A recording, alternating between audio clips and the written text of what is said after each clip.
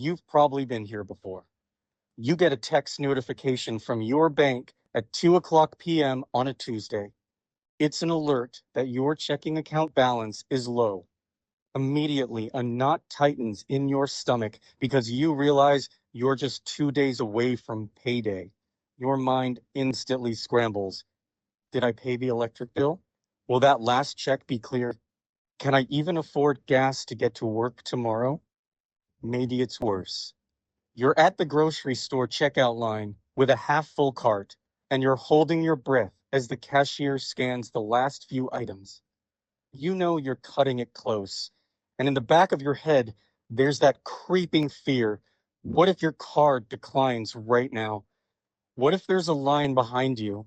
Or maybe you're picking your kid up from school and the principal casually mentions a $75 field trip fee due by Friday. You smile and nod, but inside, you're wondering where on earth that money is going to come from. Sound familiar? This is the exhausting reality of living on the edge. And the worst part is that your financial freedom is being held hostage by a dollar amount that's far smaller than you think. Most people think financial milestones start with six figures, but the first truly life-changing number, the one that eliminates the panic and fundamentally transforms your behavior, isn't a million or even $100,000. It's $5,000. I'm Nate, and I'm always down a rabbit hole thinking about the psychology of money and why saving your first $5,000 is exponentially harder than saving your next $10,000. It's a brutal first step, but the person you become while saving that first $5,000 is the person who will eventually become wealthy. If you've ever been curious about what it really feels like to have different amounts of money saved and how each level affects the way you make decisions, don't forget to subscribe and give this video a thumbs up if it helps make things a bit clearer.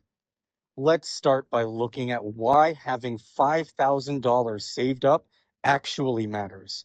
Let's talk about what life often looks like without that kind of cushion. Think about those moments when your car starts making a weird noise, and instead of calling a mechanic, you just turn the music up and hope it goes away because you already know you can't afford a repair right now. Or when your phone screen cracks and you convince yourself you can live with it a little longer, even though you're squinting through a spider web of glass every day. Or how about when your kid brings home a field trip permission slip and you have to quietly stress about where that $15 is going to come from? For so many people, living paycheck to paycheck means always stretching every dollar, where even the smallest surprise can throw everything off.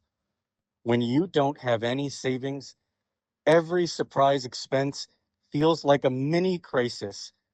You're always on the back foot, just trying to stay afloat, instead of actually planning ahead or making choices that move you forward. This is where things start to shift. When you finally save up that first $5,000, and it's not about buying fancy stuff. Most people who hit that point don't suddenly start spending like crazy. What actually changes is way deeper. And way more important, the biggest shift is how you see risk. When your bank account's sitting at zero, every decision feels risky. Thinking about switching jobs, relocating, or even booking a vacation can be super stressful because you know if anything goes wrong, there's no safety net. One unexpected bill or life hiccup could wipe you out. But once you have a little buffer, that constant anxiety starts to ease up. And that's a game changer. Once you've got 5,000 sitting in your bank, those tough decisions suddenly don't feel so overwhelming. You're probably not going to quit your day job tomorrow and start juggling for a living, but you might finally feel brave enough to ask for that raise you've been putting off. Maybe you'll take a chance on yourself by signing up for a course that could help you earn more down the road. Having that cushion doesn't make you careless. It just lets you stop worrying so much about scraping by and start thinking about what's next. It's surprising how much seeing that first big balance can shift how your mind works. Scientists have discovered that feeling financially secure actually lowers cortisol, the main hormone your body releases when you're stressed. So, hitting that $5,000 mark doesn't just improve your bank balance, it literally changes how your body handles everyday stress. Remember the last time your phone unexpectedly broke or needed an expensive repair? If you're living paycheck to paycheck, that sudden cost feels like a disaster. You're immediately stressed about how you'll cover it, whether that means charging it to a card or borrowing money from someone. When you've got $5,000 saved up, that same phone problem is just an annoying inconvenience. Sure, it's frustrating, but it's not a full-blown emergency anymore. That shift from panic to mild irritation might seem small, but it has a huge impact on your life. Once you take financial stress off your shoulders, it's easier to think straight and make smarter choices. You sleep more soundly, get more done at work, and have more patience with the people around you. Financial stress affects everything about how we act, and getting rid of it frees up mental energy to focus on actually improving your life. Here's something a lot of people don't realize about saving $5,000. Most of the benefits don't come from spending that money. It's the security of knowing it's there that makes all the difference. Financial experts call this the emergency fund effect, and it's one of the most underrated ideas in personal finance. It's less about the emergency itself and more about the peace of mind that comes with being financially ready. Most people who save up $5,000 never even use it for emergencies. Often, they use it to create opportunities. They invest in learning new skills, start businesses, move to better places, or simply have the mental space to focus on growing their income because they're not stuck worrying about just getting by. This also generates a confidence boost that's hard to put into words, but impossible to ignore. Knowing you have money saved changes how you carry yourself. You ask for what you're worth. You walk away when something doesn't feel right, and you're not chasing every opportunity out of urgency.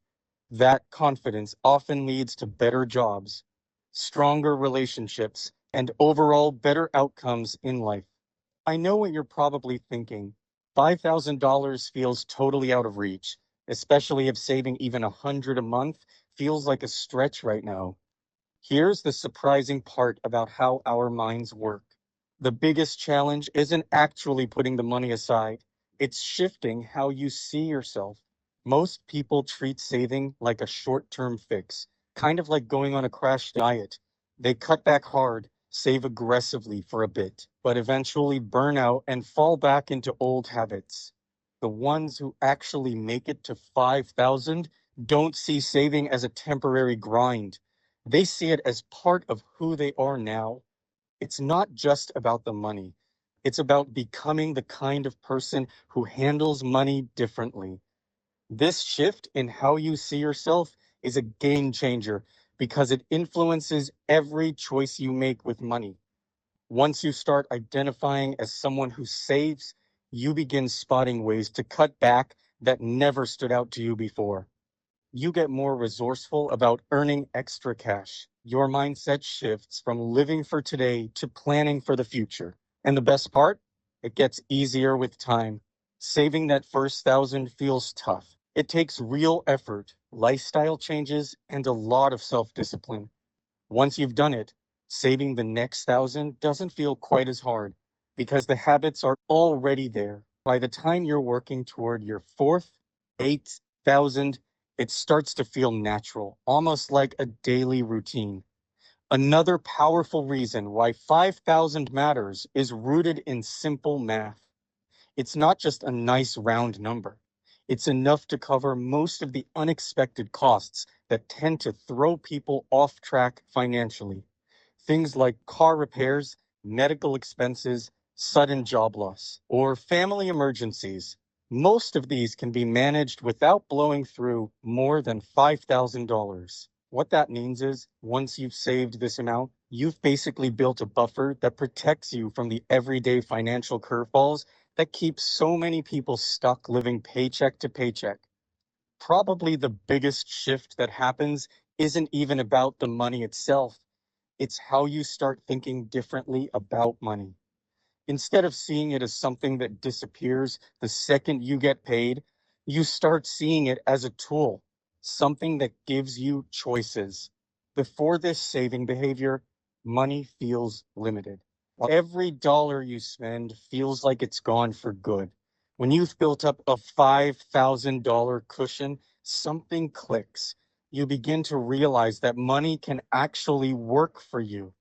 That's when you start getting curious about things like investing, side gigs, or passive income, not because you suddenly became a finance expert, but because you finally have the breathing room to think past just getting by. When you're not losing sleep over rent, you can start asking questions about retirement. When groceries are the source of anxiety, you finally have the clarity to explore how the stock market works. Here's something that might surprise you. Someone with $5,000 in savings is actually way closer to financial freedom than someone who has nothing saved, even if that other person makes twice the income. Why? The real key to building wealth isn't how much money you bring in, it's how much you're able to hold on to. Chances are you've met people who earn six figures but are always broke. They've got the luxury car, the high-rise apartment, and a habit of dropping $20 on a taco, but no emergency fund, no investments, no cushion. Then there's the person making $40,000 a year who quietly builds up savings simply by being thoughtful with their spending. The difference isn't in how much money they make, it's how they think about money.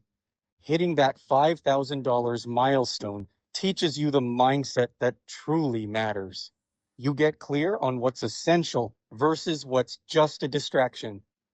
It's like a course in financial discipline, and once you learn it, it stays with you no matter how much you earn. You get good at cutting expenses in ways that don't feel like sacrifice. More importantly, you build the patience to delay gratification, which might be the most valuable financial skill there is. So, what can $5,000 actually do for you? A lot. It covers almost any car repair that doesn't involve major issues. Most issues fall between $500 and $3,000. Suddenly, a car problem becomes annoying, not devastating. Medical surprises, also manageable. Even without great insurance, things like urgent care visits often fit within that range. You're probably not paying for major surgery, but you're covered for most unexpected health costs. And then there's job loss, easily one of the scariest financial emergencies. With $5,000 in the bank, you've bought yourself 2 to 4 months of breathing room. That means you can take your time, weigh your options, and avoid jumping into the first job out of desperation. Now we're getting to the good part. Having $5,000 isn't just about protection, it opens doors. Opportunities that once felt out of reach suddenly become realistic. Say you come across a certification that could boost your income by 5,000 a year, but it costs 1,000 upfront. Without savings, it's a non-starter. With a financial cushion, it's a smart investment. Or maybe a friend's launching a business and needs a small lender. If you're broke, all you can do is wish them luck. But with savings, you've got the option to say yes to something that could be of great investment. That doesn't mean you should throw your emergency fund into your friend's latest crypto idea, but having the option to lend and make a profit or take a chance is a completely different feeling than having no options at all. This goes way beyond money decisions. People with savings literally sleep better. There's research showing that financial security reduces stress and improves sleep quality. It even affects your relationships. When you're not constantly stressed about bills, you're less anxious, more patient, and way more present with the people who matter most. Now, let's be honest. 5,000 might sound like a massive number if you're living paycheck to paycheck. Here's the good news. You don't need to save it overnight. In fact, going too hard too fast often leads to burnout. The most consistent savers usually start small, 60, maybe 90 a month. The real secret isn't the amount. It's the habit. Once saving becomes part of your routine, it gets easier to increase it as your income grows or your expenses go down. A little reality check that might encourage you. The average person in the US spends over $2,800 a year on coffee, takeout, and small convenience buys. That's without even touching bigger costs like mortgage payments or streaming services. So the money is often there. It's just about redirecting a portion of it with intention. By setting aside just a third of that spending towards savings, you could hit $5,000 in under 2 years or even less. And no, that doesn't mean giving up every coffee or never going out to eat again. It just means being a bit more intentional with your choices. The truth is, most people have more room in their budgets than they realize. The real difference between someone who builds savings and someone who doesn't usually isn't income, it's awareness and consistency. The impact of saving $5,000 goes way beyond having a safety net. It shifts how you see risk, how you respond to opportunities, and how you think about your future. Perhaps the most important part, it proves to you that you can do it, that you're capable of setting a financial goal and reaching it. Once that happens, it creates momentum. You then start thinking about the next 5,000, then the one after that. Suddenly, you're on a path to real financial freedom, not because you won the lottery, but because you built the habits and mindset that make long-term wealth possible. Saving your first 5,000 isn't just about the money. It's about a shift in identity that has a ripple effect that touches every part of your life in ways you probably didn't expect. Let's talk about something most people deal with: mental exhaustion that comes from constantly thinking about money. It might sound like a fancy sounding term, but it's very real. Every day, you're hit with a bunch of small money related decisions. Should I get the store brand bread or splurge on the name brand? Can I afford to use the vending machine at work or should I bring something from home? Fancy coffee or regular? These tiny choices eat up mental energy. And by the end of the day, you're mentally drained from constantly weighing what you can and can't afford. Once you've got 5,000 in savings, something shifts. Suddenly, 90% of those little stress-based decisions just disappear. You're no longer choosing based on fear. You're choosing based on what you actually want. It might sound minor, but it's huge. Think about how much clearer your head would be if you didn't have to make dozens of survival mode decisions every day. Someone told me they almost cried the first time they went for an ice cream after hitting their 5,000 savings goal. Not because they blew the money, but because for the first time they could shop based on what they wanted to eat, not what they could afford. That's a quiet kind of freedom. A lot of people don't even know they're missing until they feel it. This is one of those truths that rarely gets mentioned by financial experts. Having 5,000 saved doesn't make you rich. You're not about to quit your job and chase your dream of becoming a full-time pickleball pro. You'll still think twice before dropping $1,000 on something you don't need. But what it gives you room to think instead of just reacting, and that space, just having the ability to pause and think, is what sets the stage for better financial choices. When you're not in constant panic mode, you can be proactive instead of reactive. Maybe your laptop starts acting up, not totally broken, but slow enough to affect your work. Instead of panicking or putting it on a high interest credit card, you can take your time, compare options, and upgrade when it makes sense.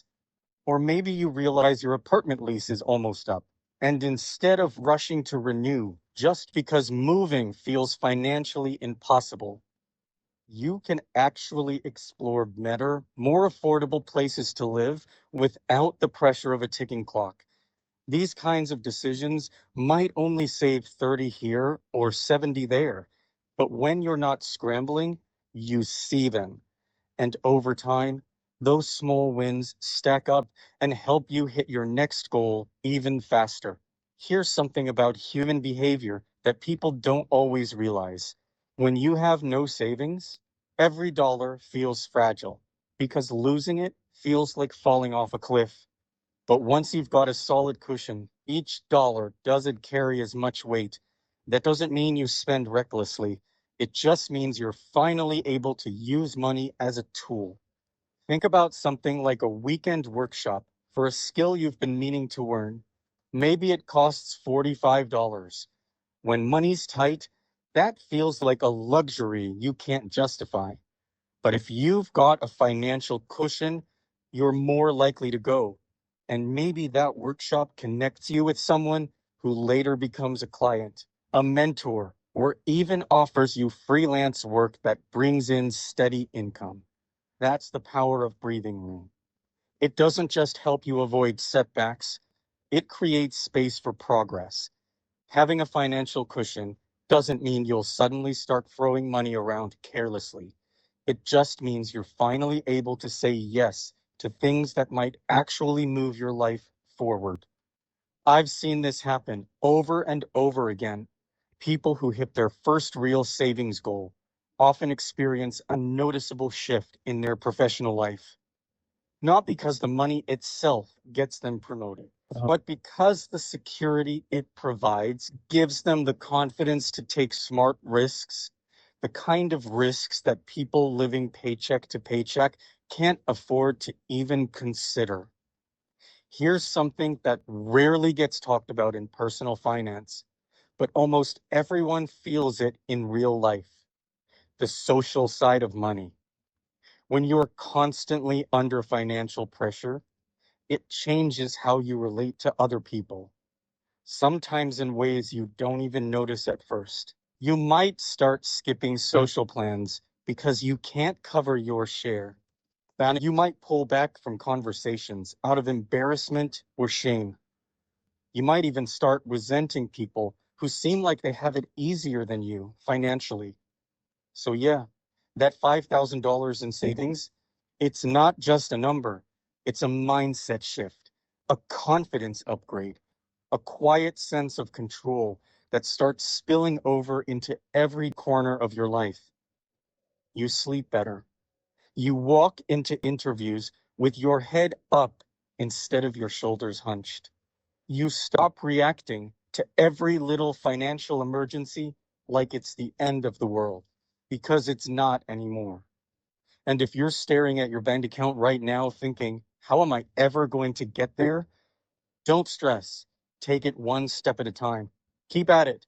The truth is, the habits you build and the person you become while saving that first $5,000, that's actually the biggest win of all.